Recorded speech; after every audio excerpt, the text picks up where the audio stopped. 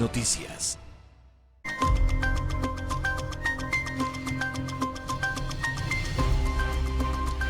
Bueno, pues las malas noticias llegaron a casa la semana pasada cuando dio a conocer Petróleos Mexicanos a los inversores y a los mercados el resultado de su operación en el tercer trimestre de este año. Y también, como lo sabe, pues no estamos arrancando muy bien la semana porque por ahí traemos problemas con el tipo de cambio que ya anda tocando los 21 pesos por dólar. Pero ¿quién mejor para explicarnos qué es lo que está ocurriendo que el maestro Luis González, director de inversiones de Franklin Templeton? Buenas noches, Luis. Doctor Raimundo, buenas noches. Te agradezco como siempre, amigo. Y bueno, y reconocerte también porque te sigo ahí en los Money Talks, escuchándote cada semana también. Amigo mío, Muchas gracias. ¿qué ocurrió en Petróleos Mexicanos? Sí, bueno, tuvimos un reporte complicado, digo, a pesar de que las cosas van bien, ¿no? O sea, hubo un incremento en las ventas, ¿no? Prácticamente vendieron 61% más año tras año. El precio del petróleo subió pues, bastante, ¿no? A 67, en promedio $67 por barril, el precio de exportación. Tuvo ingresos operativos, ¿no? Alrededor de 385 mil millones de pesos. Sin embargo, pues reporta una pérdida, ¿no? Reporta una pérdida de alrededor de 77.200 millones de pesos.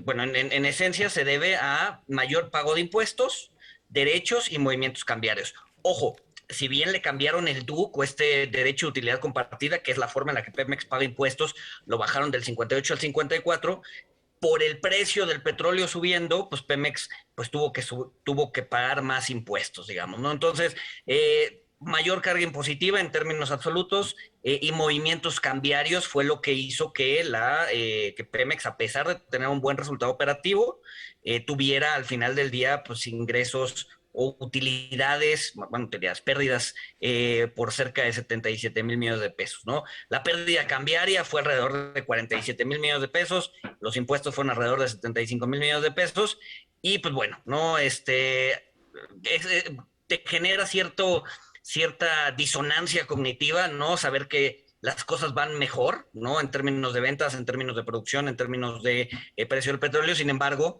pues están reportando una pérdida importante, ¿no? Sí, Luis, y justamente hablando de mercados cambiarios, pues obviamente lo que más resuena en nuestra audiencia es el tipo de cambio. Y tenemos ya algunas jornadas en las que hemos ido depreciando nuevamente nuestra moneda. Hoy tú tendrás el mejor dato. Yo el dato que tomé antes de llegar acá, 20.89. ¿Cómo estamos?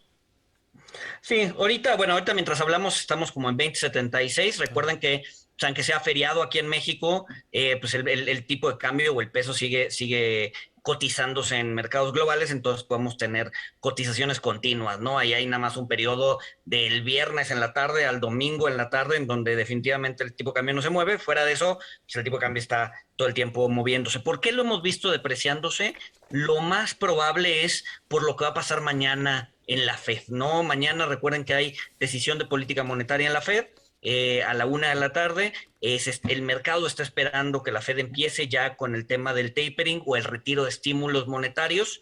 Ya avisó que iba a empezar, todavía no dijo ni de a cómo ni cuándo, pero es probable que mañana empiecen ya a decir montos, fechas, cosas ya muy específicas, ¿no? Y esos retiros de estímulos pues tienden a fortalecer el dólar y por lo tanto a debilitar otras monedas a nivel global, incluidas el peso. Sí, y desde luego, bueno, pues también ahí seguramente siguiéndote nos enteraremos de que si lo que hace la mano hace la atrás, hablando de nuestro Banco de México. Algo particular que quiero preguntarte, Luis, es que también la semana pasada la Secretaría de Hacienda anunció un refinanciamiento de deuda de 212.103 millones de pesos y anunció que esto se va en diferentes plazos hasta el 2031, pero ¿por qué no dio a conocer las tasas de interés?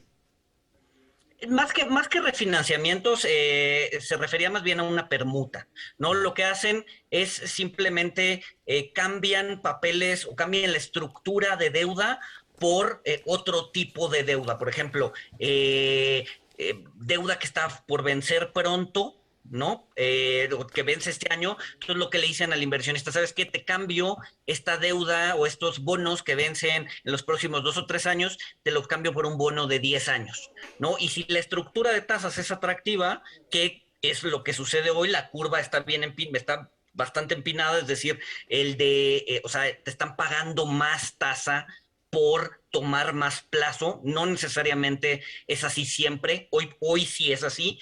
Entonces el inversionista pues tiene o le hace sentido decir, a ver, ok, te doy este bono que vence en 3 años y cámbiamelo por este que vence en 10, me estás mejorando la tasa, estoy agarrando un poco más de plazo. Entonces más o menos lo que hizo el gobierno, ¿no? Son permutas de papeles para cambiar un poco la estructura interna de la deuda.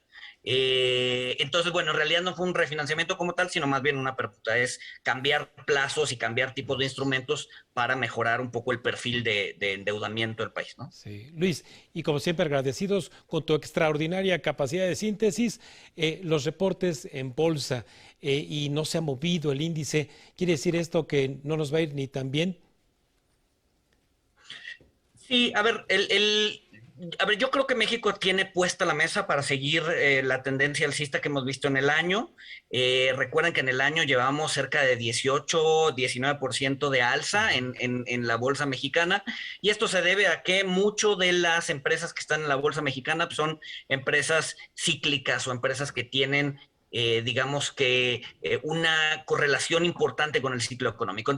Entonces, hay una reapertura, hay mayor consumo, etcétera, etcétera. Entonces, esas empresas les tiende a ir bien, ¿no? Entonces, probablemente que veamos buenos trimestrales, ahorita que están presentando Sí. las casas, las empresas, y no hay que irnos con la finta. Muchas veces vemos a la bolsa de Estados Unidos subir, pero la bolsa de Estados Unidos tiene un componente muy importante de empresas tecnológicas, que les fue muy bien en la pandemia y que les sigue yendo bien hoy.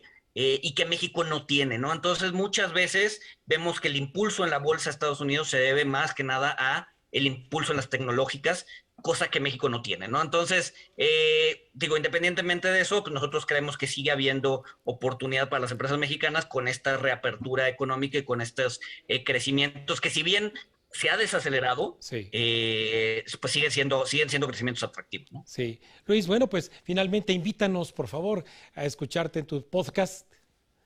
Sí, claro, a ver, yo encantado, tenemos un podcast con el CFA Society, se llama Monitox, el otro lado de la moneda, lo encuentran en Spotify, Apple, Google, etcétera, y pues tocamos un tema semanal, en donde hablamos de finanzas e inversiones de una manera un poquito más, pues más específica, en temas específicos y un poquito con un poquito más de nivel de lo que encuentras en el mercado, ¿no? Creemos que es un nicho interesante, ha ganado bastante popularidad y bueno, gracias por permitirme hacerle ahí un comentario y un comercial de 40 segundos. Al contrario, Luis, yo lo escucho todas las semanas, así que también soy un fiel seguidor. Te agradezco Gracias. muchísimo tus comparticiones y esta es tu casa, Luis. Doctor Raimundo, mil gracias al auditorio y esperamos vernos pronto. Ya lo creo que sí.